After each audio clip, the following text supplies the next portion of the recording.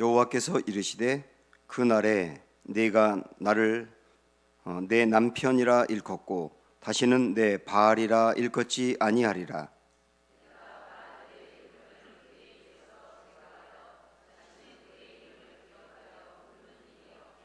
그날에는 내가 그들을 위하여 들짐승과 공중의 새와 땅의 곤충과 더불어 언약을 맺으며 또 이 땅에서 활과 칼을 꺾어 전쟁을 없이 하고 그들로 평안히 눕게 하리라.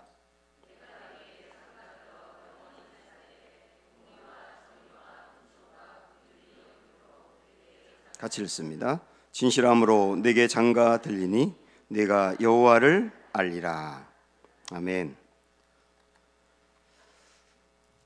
이스라엘 백성들이 범한 그 우상 숭배, 그게 보통 혼합주의 형태로 나타났습니다.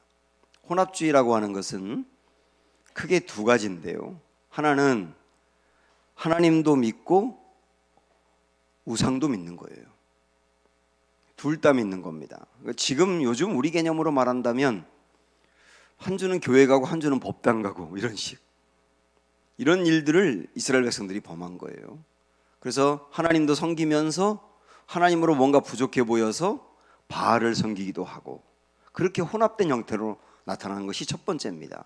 그런데 이거보다 더 심각한 혼합주의는 뭐냐면, 첫 번째는 하나님하고 바알하고 각각 독립적인 존재로 여기도 섬기고 여기도 섬겼던 것인데, 두 번째 혼합주의는 이게 짬뽕된 형태예요. 짬뽕된 형태. 그러니까 하나님을 두고 바알이라고 하기도 하고 바알을 두고 하나님이라고 하기도 하는 이 형태로 나타나기도 했단 말이죠. 하나님은 이거에 대해서 굉장히 분노하셨어요. 마치 그 금송아지 사건이 생각이 납니다. 이스라엘 백성들이 그 모세가 시내산에 올라가서 내려오지 않으니까 불안한 나머지 자기들을 인도할 누군가가 필요하다, 그런 생각이 들어서 금을 모아가지고 송아지 형상을 만들었지 않았습니까? 그리고 그 송아지 형상을 만들어 놨는데 그것을 두고 뭐라고 말했냐면, 출애굽기 32장 4절에 보면은 이렇게 얘기했어요. 이 신은 우리를 애굽에서 인도하여 낸 신이다. 송아지를 두고 우리를 애굽에서 인도하여 낸 신이다. 그 말은 곧 송아지가 누구라는 거예요? 하나님이라는 거예요. 애굽에서 인도해낸 신이 하나님이지 않습니까? 그러니까 금송아지를 따로 만들어 놓고 그 금송아지도 어떤 우상으로 섬기고 하나님도 섬긴 게 아니고 금송아지를 만들어 놓고 하나님이라고 한 건, 이 두 개가 짬뽕된 형태란 말입니다. 그러면서 그 금송아지를 섬기면서 우리가 절의를 지키자 그랬어요. 절의를 지킨다는 말은 절기를 지킨다는 것인데, 우리처럼 안식일이라든지 아니면 무슨 그들의 유월절이라든지 이런 절기를 앞으로 이 금송아지를 섬기면서 지키자, 이렇게 결정을 한 겁니다. 이거 엄청난 일이죠. 하나님이 이것에 대해서 굉장히 진노하셨고, 하나님은 우상숭배, 특별히 혼합주의 이런 거에 대해서 아주 분노하셨지만, 특별히 이렇게 금송아지를 만들어 놓고 그것을 하나님이라고 말하는 이 혼합주의에 대해서는 굉장히 격한 반응을 보이시면서 다 진멸하겠다 그러셨어요.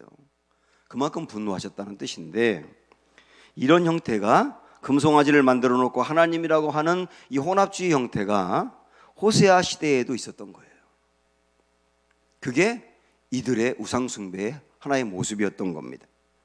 근데 왜 이렇게 이상한 형태로 신앙생활을 했던 것이냐 하면, 거의 대부분 그들이 이렇게 우상을 만들어 놓고 그리고 이걸 하나님이라 그러고 그렇게 매달리는 그 이유는 뭐냐면, 나를 위하여. 나를 위하여. 사람들이 왜 우상을 만드는지 아십니까? 우상도 자기가 원하는 형태로 만들거든요. 예를 들어서 물이 잘 공급이 되어야 되겠다, 물이 부족한데 물이 좀 채워졌으면 좋겠다, 그러면 물의 형상을 만들어 놓고 우상을 섬기는 거예요. 그런 형태로 자기들이 필요한 것을 만들어 놓고 그거를 신이라 하는 거거든요. 그러니까 신앙생활이 철저히 자기를 위하여가 됐단 말이에요. 자기를 위하여. 자기를 위하여가 될 때는 이렇게 나갈 수 있다는 거예요.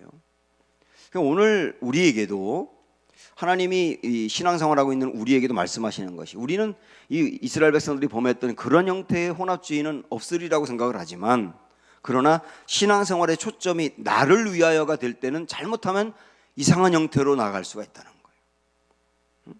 저나 여러분이나 교회를 다니는 이유가 솔직히 나를 위하여인 경우가 많지 않습니까? 내 유익을 위하여, 내 복을 위하여, 내 평안함을 위하여, 내 문제 해결을 위하여, 내 소원 성취를 위하여, 나를 위하여 초점이 나에게 있는 경우가 굉장히 많아요. 근데 이게 뛰어넘어가야 될 부분들입니다. 신앙생활의 궁극적인 부분은 나를 위하여가 아니라 주를 위하여예요.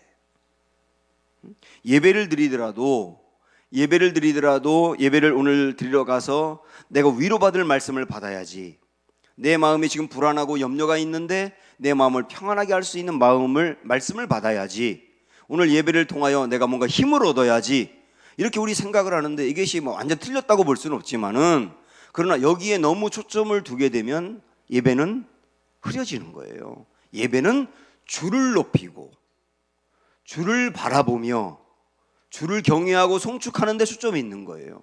그러면 어떻게 되는지 아십니까? 주를 높이고 주를 바라보고 주를 위하여 나아가다 보면 하나님이 우리에게 부어주시는 은혜가 있어요. 그 은혜가 우리의 마음에 평강으로 오고 염려와 걱정을 사라지게 하는 힘으로 오는 거예요. 부수적으로 오는 것이라 그 말입니다. 이 싸움을 우리가 계속 해가야 한다. 그렇지 않으면 신앙이 흔들리게 된다. 이런 것을 오늘 말씀을 통해서도 깨닫게 되는데요, 이스라엘 백성들이 이렇게 바알과 하나님을 혼합해서 이상한 형태로 믿고 있는 이걸 보면서 우리 하나님께서 오늘 말씀에서는 바알을 버리고 하나님께로 온전히 돌아오라고 메시지를 주고 있는데, 그런데 자, 여러분 한번 생각을 해보시죠. 이스라엘 백성들이 바알과 하나님을 혼합해 섬기고 있는 형태거든요 지금. 그럼 하나님이 하나님께로 돌아오고 바알을 버리라, 이것을 이제 말씀하고 싶은 거예요. 그때 하나님이 바알보다 능력이 더 많고 힘이 많다는 식으로 하나님을 증명하려고 하지 않아요. 우리가 생각할 때는 바알 버리고 내게로 돌아와, 그렇게 이제 말씀하려고 한다면 하나님이 바알보다 훨씬 더 능력 있는 것을 보여주면서 이런 하나님이 내게 돌아와, 그렇게 말씀하실 것 같은데, 오늘 말씀에서는 전혀 반대 개념으로 하나님이 얼마나 능력 있는지를 보여줌으로 내게 돌아오라가 아니라 하나님이 얼마나 낮아질 수 있는지를 보여줌으로 내게 돌아와 그러는 거예요. 낮아질 수 있는지를 보여줌으로, 얼마나 높아질 수 있는지를 보여줌으로가 아니고 얼마나 낮아질 수 있는지를 보여줌으로 내게 돌아와 그러는 거예요. 기가 막힌 말씀이에요. 낮아지는 것을 보여준 그 표현이 한번 16절 보실까요? 시작. 여호와께서 이르시되 그 날에 내가 나를 내 남편이라 일컫고 다시는 내 바알이라 일컫지 아니하리라. 하나님과 이스라엘 백성들의 관계를 신랑과 신부의 관계, 아내와 남편의 관계로 묘사를 하는 겁니다. 19절에서도 한번 보십시오. 내가 내게 장가들어. 하나님이 이렇게 말씀하는, 내가 내게 장가들어, 이렇게 말씀하는 거예요. 하나님은 높으신 분이고 위대하신 분이고 광대하신 분이고 창조주신데, 그 하나님이 이스라엘 백성들 삶 속으로 내려와서 이스라엘 백성들과 결혼하여 부부가 되고 함께 사는 개념으로 당신을 완전히 낮아지며 낮추시는 거예요. 그걸 통하여서 하나님의 사랑을 이스라엘 백성들에게 보여주고 하나님의 사랑에 감격하고 감동해서 바알을 버리고 하나님께로 돌아오게 하려는 그런 하나님의 마음이라고요. 여기에 16절에 보시면, 거기에 보면 바알이라는 표현이 나와 있잖아요. 맨 뒷부분에 다시는 내 바알이라 일컫지 아니하리라 그랬는데, 바알이라고 써 있는데 거기 보면 여러분 성경에 이라고 괄호가 이렇게 돼 있고, 그 이를 찾아가면 뭐라고 써 있나요? 주인이라고 돼 있어요. 이 주인이라고 하는 말로 이제 원래 썼던 것으로 보이고, 이거를 쓸 때는 이 개념을 바알을 인식하며 썼다는 뜻이거든요. 그래서 해석을 바알이라고 한 거예요. 주인이라고 하지 않고. 그래서 제가 이 말씀을 이렇게 묵상하다 보니까 왜 주인과 바알을 같은 개념으로 이렇게 쓰고 있는가 생각을 했더니, 바알과 이스라엘 백성들의 관계는 항상 주종 관계인 겁니다. 주인과 종의 관계인 거예요. 그래서 바알은 군림하고 그 사람들은 바알을 섬기는 종의 모습이고, 그리고 바알 앞에서 쩔쩔매고 도저히 바알과 교제한다거나 뭐 바알의 사랑을 받는다는가 그런 건 없고 바알 앞에서 두려워하기만 하는 거예요. 그 주종 관계거든요, 이게. 그래서 그동안에 너희가 바알을 섬기는 것은 그런 관계로 섬겼지, 주종 관계로 섬겼지. 그런데 나는 너희와 어떤 관계를 맺기 원하느냐면 부부 관계를 맺기 원해. 주종 관계가 아니라 부부 관계를 맺기 원해. 물론 하나님과 이스라엘 백성도 주종 관계일 때는 분명히 있어요. 그런데 그 개념보다는 하나님은 지금 부부 개념을 강조하고 싶은 거예요. 그렇게까지 너희와 낮아져서 함께 하고 싶어, 이러는 거거든요. 사람들이 열심히 공부하고 그 다음에 열심히 노력해서 취업하려 하고 또 승진하려 하고 뭔가 이루려 하고 그러는데, 상당히 많은 사람들이 남들이 부러워할 조건을 갖추고 싶어서 그렇거든요. 다른 사람들이 볼 때 부러워할 조건을 갖추고 싶은 거예요. 모든 심리가 있어요. 그런데 여러분 이걸 또 아셔야 됩니다. 내가 누군가를 이렇게 살리고 세우는 인생이 되어야 되는데, 누가 누구를 살리느냐, 부러워할 조건이 많은 사람은 사람들을 살리기가 어려워요. 사람들이 나를 볼 때 야, 이것도 부럽고 저것도 부럽고 다 부럽고 나와는 너무 달라. 내가 없는 걸 저 사람이 다 갖고 있고 나와는 너무 달라. 그럴 때는 내가 그 사람을 변화시키고 살리기가 정말 어렵습니다, 실질적으로. 언제 사람을 살리게 되느냐면 그 사람과 비슷해질 때예요, 사실은. 그게 원리거든요. 그 사람과 비슷해질 때, 그 말은 다르게 말한다면 내가 가지고 있는 것이 어떤 것이든 상관없이 그 사람 삶 속으로 내려갈 때, 그래서 그 사람의 아픔을 함께 아파하고 그 사람의 고민을 들으면서 같이 해결해 가려고 하고 낮아질 때, 그러니까 내 신분이라든지 내가 가지고 있는 게 그 사람보다 월등히 많은데도 불구하고 많은 걸 드러내거나 자랑하지 않고 모든 걸 다 내려놓고 그 사람의 삶으로 같이 들어가서 감정을 공유하며 아픔을 공유할 때, 그때 사람을 살리게 되거든요. 그래서 정말 사람을 살리는 건 낮아질 때예요. 낮아질 때.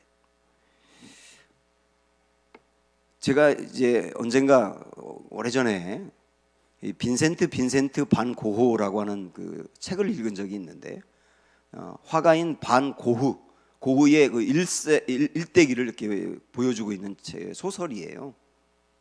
거기에 보면 고흐가 한때 전도사로 사역한 때가 있었습니다. 신학을 공부하고 그리고 탄광촌에 가서 목회를 했어요. 근데 목회를 처음에 시작했는데 정말 말씀을 열심히 준비하고 그래서 그 광부들에게 말씀을 전하는데 이게 말씀이 먹히지가 않는 거예요. 아무리 열심히 전해도 광부들이 그 말씀을 받질 않는 겁니다. 그러니까 은혜를 못 받지요. 늘 고민이 많아요. 스트레스도 많이 받고. 그런데 어느 날 주일날인데, 주일날 아침에 그 탄광이 무너졌습니다. 그래서 일부의 광부들이 거기에 묻히기도 했고, 그런 일들이 주일날 낮에 아침에 일찍 발생한 거예요.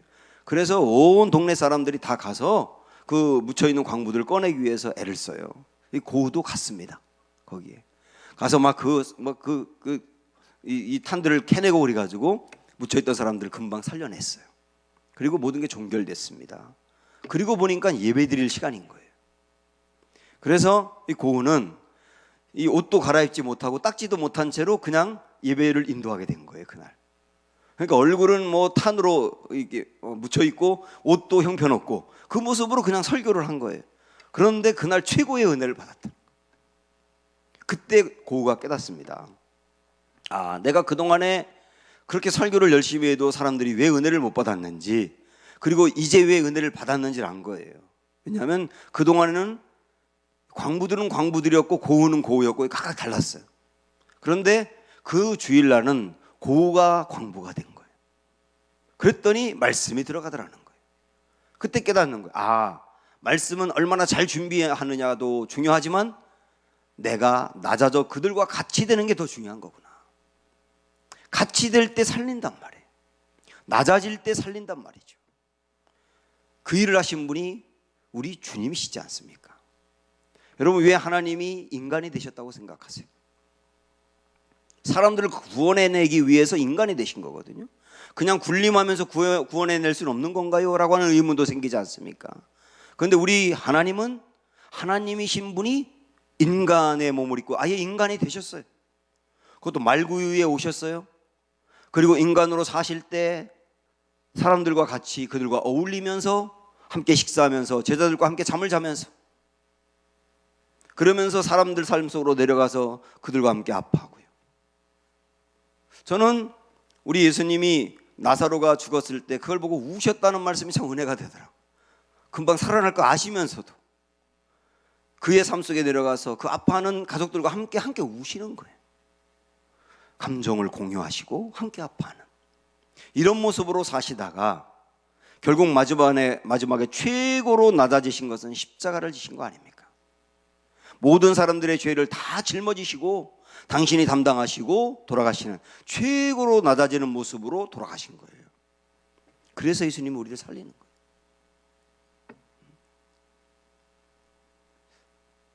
우리 하나님께서 바알과 하나님의 중요한 차이, 왜 바알을 버리고 하나님만 믿어야 하는지 그걸 명백히 보여주시면서 선택하신 방법은 하나님이 바짝 낮아져서 이스라엘 백성들과 결혼하여 부부가 되어서 사는, 그 부부가 되어서 사랑하고 절대로 포기하지 않고 끝까지 품어주는 그 사랑을 베풀 때, 그리고 이스라엘 백성들은 그 사랑을 알 때 정말 바알을 버리고 하나님께로 돌아갈 거다. 하나님 그런 방법을 선택하시는데 그건 지금도 우리에게 똑같은 거예요. 하나님 결국은 그 낮아지는 사랑을 베풀었을 때 이스라엘 백성들이 어떻게 될 것인가, 그 17절부터 나오거든요. 보십시오. 17절 시작. 내가 바알들의 이름을 그의 입에서 제거하여 다시는 그의 이름을 기억하여 부르는 일이 없게 하리라. 그러시더니 하나님이, 바알아, 앞으로 너의 입에서 바알 이름도 부르지 않을 거야. 왜 부르지 않을까요? 바알이 필요하지 않으니까. 이제 왜 필요하지 않을까요?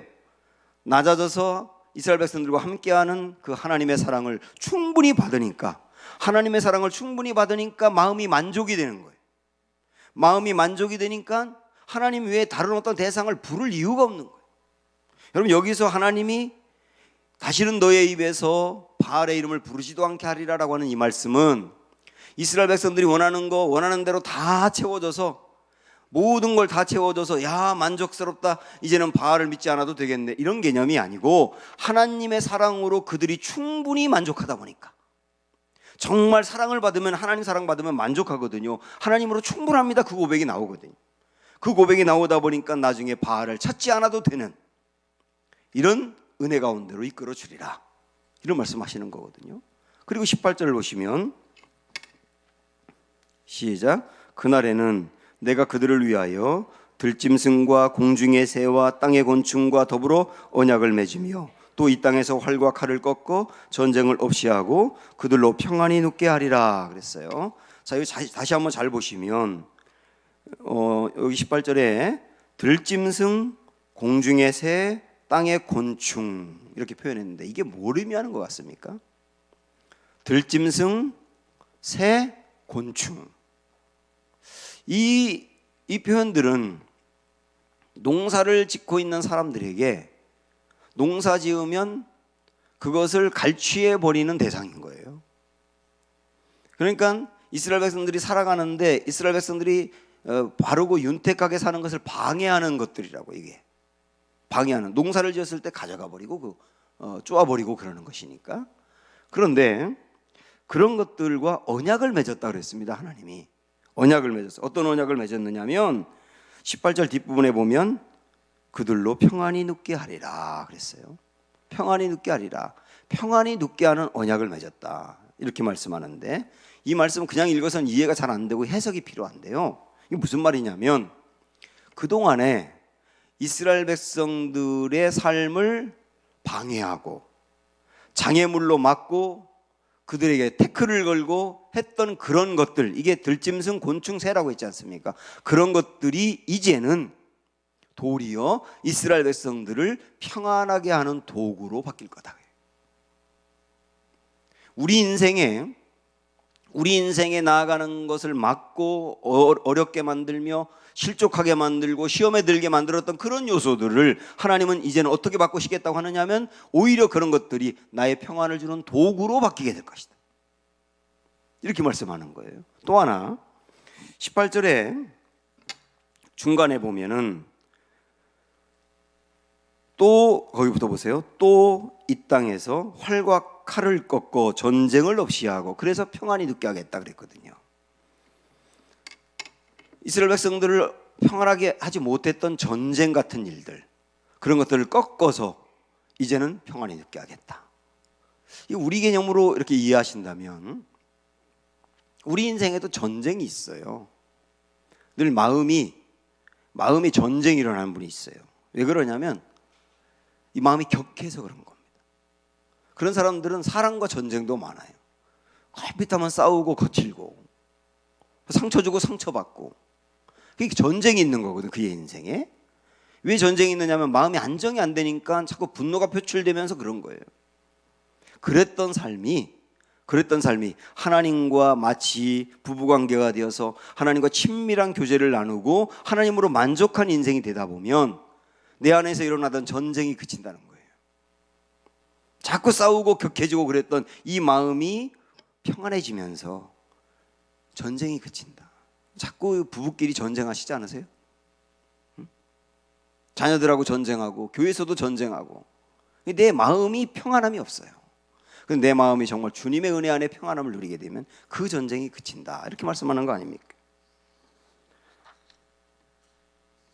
왜 주님과 부부관계처럼 그렇게 교제하면서 친밀한 사랑을 나누면 진짜 만족이 일어나고 내 인생에 진정한 평안이 오는 것이냐?